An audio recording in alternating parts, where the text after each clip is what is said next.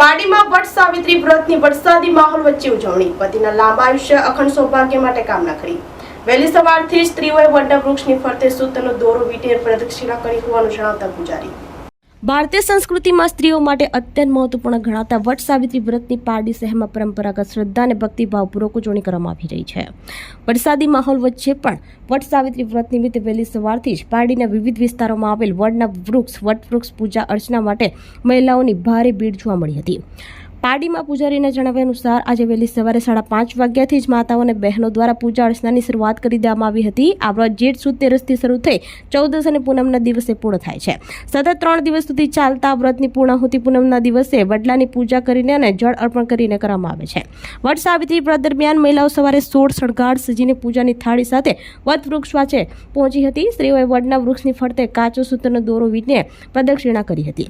આ પૂજામાં મુખ્યત્વે ભગવાન ગણપતિજી, બ્રહ્મા, વિષ્ણુ અને મહેશની પૂજા કરવામાં આવે છે. સતી સાવિત્રી અને સત્યવાનું સ્મરણ કરી તેમના આશીર્વાદ લેવામાં આવે છે. પૂજા પૂર્ણ થયા બાદ જળ ગ્રહણ કરીને મહિલાઓ પોતાના ઉપવાસના પારણા કરે છે. સ્થાનિક મહિલાઓએ જણાવ્યું કે આ વ્રત વર્ષો જૂની પરંપરાનું પ્રતીક છે. જેવી રીતે માતા સાવિત્રીએ પોતાના પતિવ્રતા ધર્મ અને બુદ્ધિ ચાતુર્યથી યમરાજ પાસેથી પોતાના પતિ સત્યવાનના પ્રાણ પાછા મેળવ્યા હતા, તેવી જ રીતે આજની નારીઓ પણ પોતાના પતિના લાંબા આયુષ્ય, સુખ, શાંતિ અને અખંડ સૌભાગ્ય માટે આ વ્રત પૂર્ણ શ્રદ્ધાથી રાખે છે. પારડીમાં દર વર્ષની જેમ આ વર્ષે પણ વટ સાવિત્રી પૂનમના આ પવિત્ર અવસરે નારી શક્તિ અને શ્રદ્ધાનો સુંદર ત્રિવેણી સંગમ જોવા મળ્યો હતો.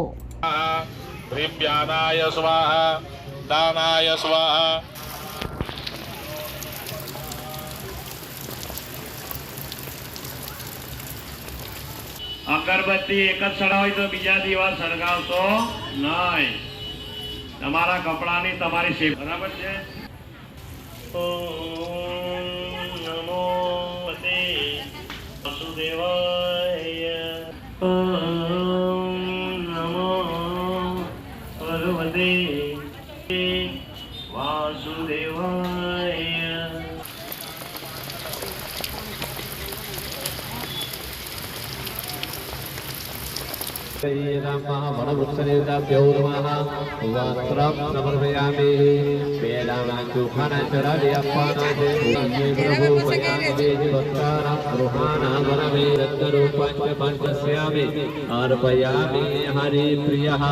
આજે વડ સાવિત્રી સ્ત્રીઓનો ઉપવાસનો તહેવાર છે.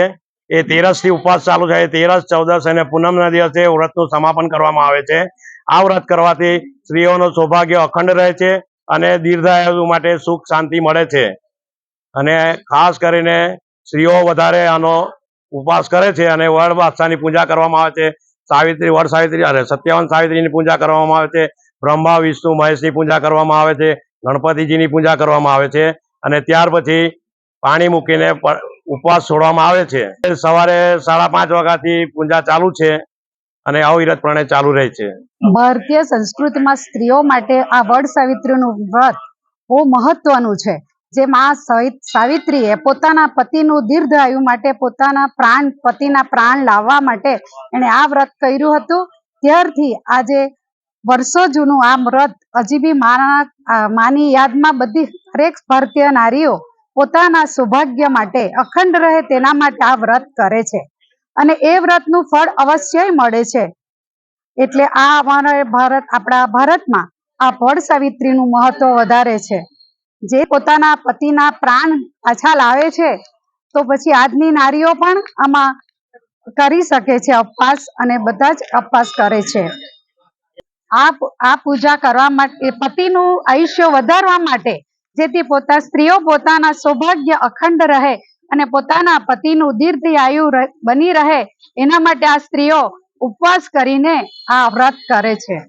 આપણી સંકલ્પ ન્યૂઝ ચેનલને સબસ્ક્રાઇબ અને લાઇક કરો. બેલ આઇકન દબાવો જેથી આવનાર ન્યૂઝ અપડેટ્સની નોટિફિકેશન આપના મોબાઈલ પર સૌથી પહેલા પહોંચે. Like, subscribe and share the video.